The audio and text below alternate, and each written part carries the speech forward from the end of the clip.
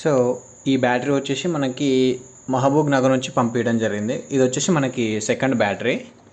So మొత్తం కూడా water proof సీలింగ్తో ఉంటుంది. బ్యాటరీ కూడా అన్నీ కూడా చిన్న చిన్న స్క్రూస్తో ఉంటున్నాయి.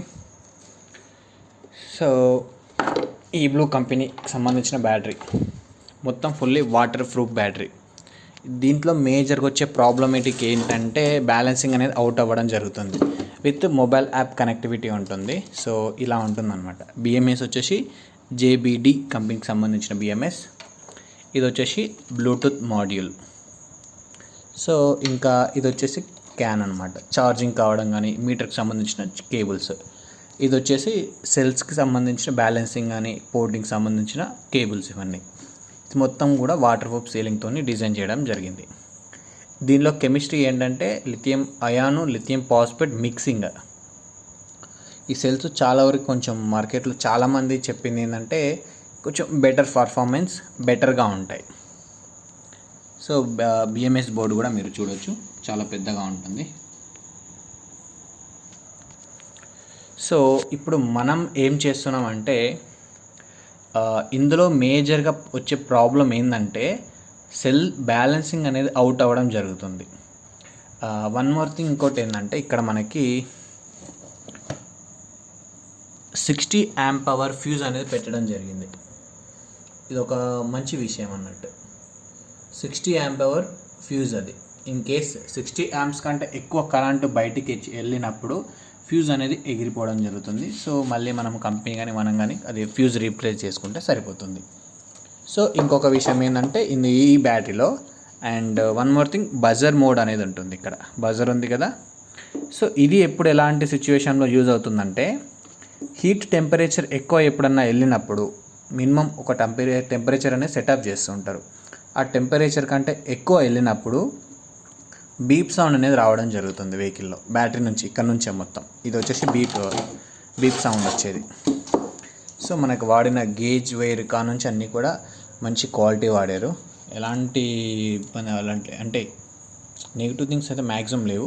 మేజర్గా ఏంటంటే ఈ బ్యాటరీలో లిథియం అయాన్ని లిథియం ఫాస్ఫేట్ టైప్ మిక్సింగ్ చేయడం జరిగింది.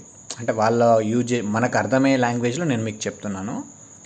లిథియం ఫాస్ఫేటే, కాకపోతే 3.7 వోల్టేజ్లో డిజైన్ చేయడం జరిగింది. అంటే 4.2 వోల్టేజ్ కట్ ఆఫ్ ఉంటుంది ఫుల్ ఛార్జ్. సో దీనివల్ల ప్లస్ ఏంటంటే లైఫ్ అనేది ఎక్కువ వస్తుంది. సో అదేవిధంగా బ్యాలెన్సింగ్ అనేది ప్రాపర్గా ఉండదన్నమాట. స్టేబుల్గా ఉండకుండా కొంచెం అప్ డౌన్స్ అవుతూ ఉంటాయి ఈ సెల్స్లో. ఈ సెల్స్ కూడా ఆల్మోస్ట్ ఎలా ఉంటాయంటే ఇంతే సైజులో ఉంటాయి. ఇది కాదు, మేబీ ఈ సైజులో ఉంటాయి. హెచ్ఎల్వై కంపెనీకి సంబంధించిన ఈ సెల్ సేమ్ 5000 mAh ఉంటాయి. కాకపోతే ఇది బెటర్ అనమాట కొంచెం ఇప్పుడు వచ్చిన టెక్నాలజీలో. సో దానికి ఇప్పుడు మనం ప్రజెంట్ ఏం చేస్తున్నామంటే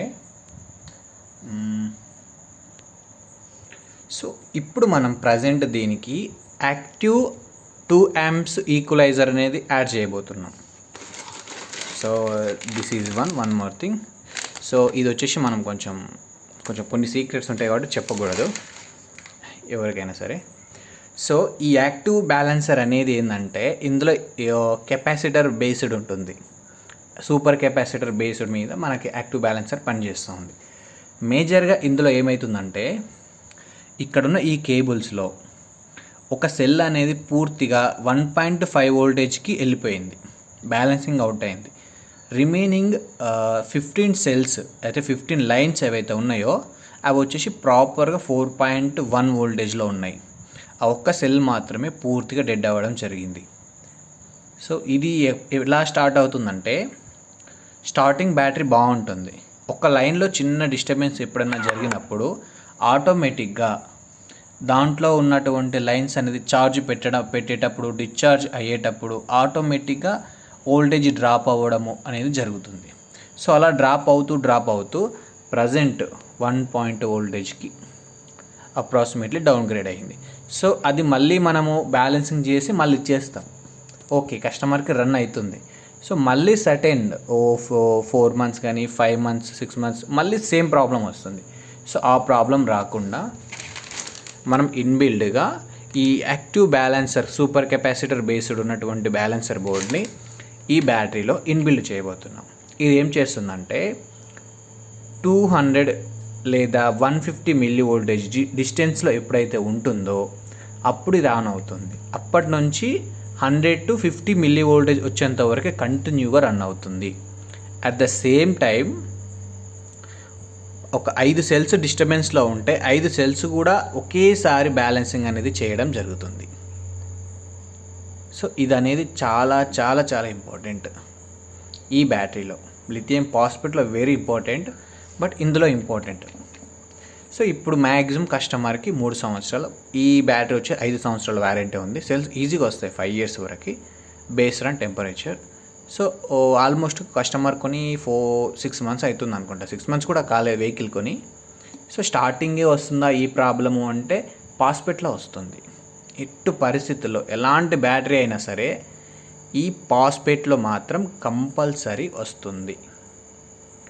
సో ఇలాంటి ఈక్వలైజర్స్ కానీ బ్యాలెన్సింగ్ అనేది కంపల్సరీ ఇంపార్టెంట్ లిథియం ఫాస్ఫేట్లో. ఇది ఇన్బిల్డ్ చేసి మనం మన కస్టమర్కి ఇవ్వడం జరుగుతుంది. సో ఇది ప్రజెంట్. సో మీకు ఎవరైనా సరే ఈ బ్లూ సంబంధించినవి కానీ లిథియం ఫాస్ఫేట్కి సంబంధించిన బ్యాటరీస్ కానీ ఉంటే మాకు పంపించండి, తప్పకుండా మీకు సర్వీసెస్ అనేది అందిస్తాం. Thank you.